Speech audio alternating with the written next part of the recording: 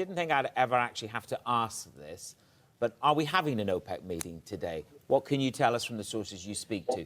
Is it going to happen in a couple of hours?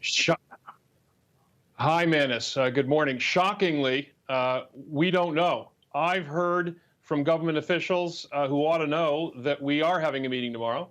Some very plugged-in OPEC watchers on Twitter have said we are having a meeting tomorrow, but others have said we're not. And so it's hard to tell. I guess this confusion is only possible because it's a virtual meeting. You and I aren't meeting in Vienna as usual, so I suppose they could log on at short notice.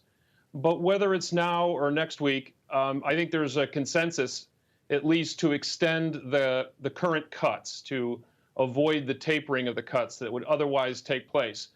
And so that means Russia and Saudi Arabia are aligned there. But what's taking longer and what might delay the meeting beyond tomorrow is the need to negotiate something new, a compliance mechanism, something formal that sort of drags Iraq especially, and also Nigeria, into better compliance. So I am hearing that those talks are going pretty well. There's a new Iraqi acting minister, Minister Alawi, the finance minister. He's new, learning the ropes. They're giving him cutting him some slack. So, but the talks are going well. So I think we're going to get an extension with some compliance mechanism, but maybe not tomorrow.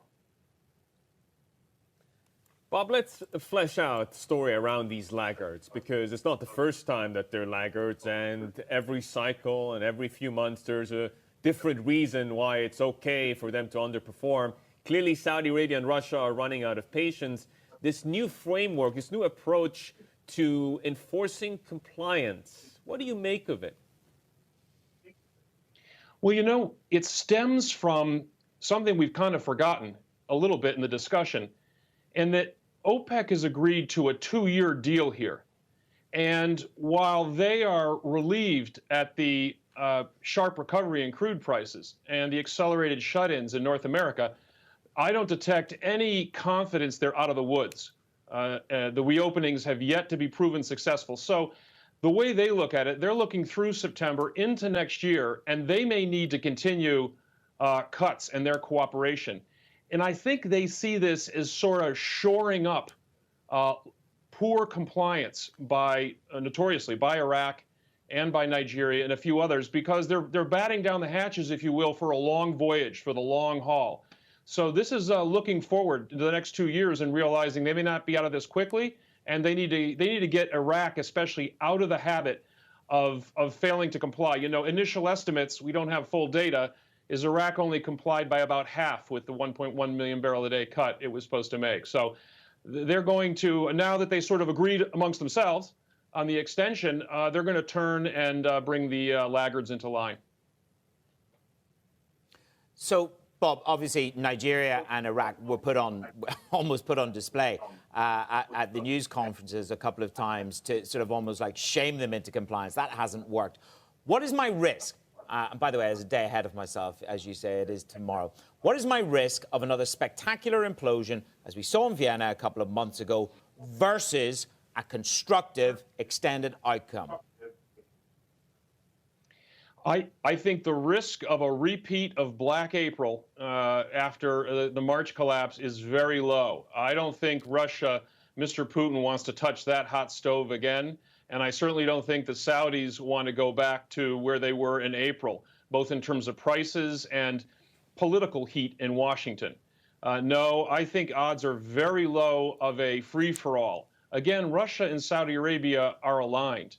If they fail to agree on a mechanism to bring Iraq and Nigeria into line, they will likely default to the current deal, which does have the cuts tapering from 9.7 to 7.7 million barrels a day in July. So Saudi Arabia will also, I think, in any case, probably end its extra effort, the extra million barrels a day that it did for June. So, you know, Saudi Arabia would go to 8.9, almost 9 million barrels a day, and Russia would go up to the same amount. So that's the base case. You still have cuts in place, but you don't get that extra extension. Now, if we get that, let's call it mediocre agreement, I think oil prices will sell off. The market is looking for an extension and some incremental restraint. But I think the odds of a falling out and a reversion to all-out price war, very low now.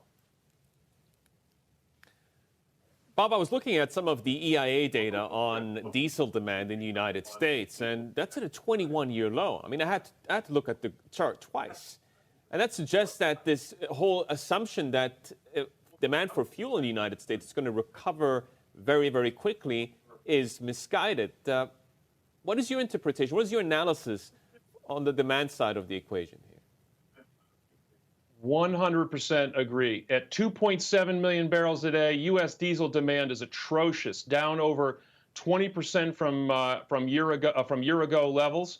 You know, both gasoline and diesel demand were doing pretty well in the first part of May, but it's the latter part of May that it really started to fall off. In the first part of May, demand was down by about 15% year over year. Now it's over 20%. And as you say, diesel is the barometer of economic activity. I mean, folks are driving. Certainly in China, the congestion data show folks are driving more. We're still off 30, 60% in India, Europe, and the United States. But the diesel demand is on the floor, like you say, 21-year low. Inventories, if you take a look at those EIA inventory charts, it's just like a rocket heading up into space. Demand is low. Our refiners are taking in a lot of Saudi crude. That makes a lot of distillate.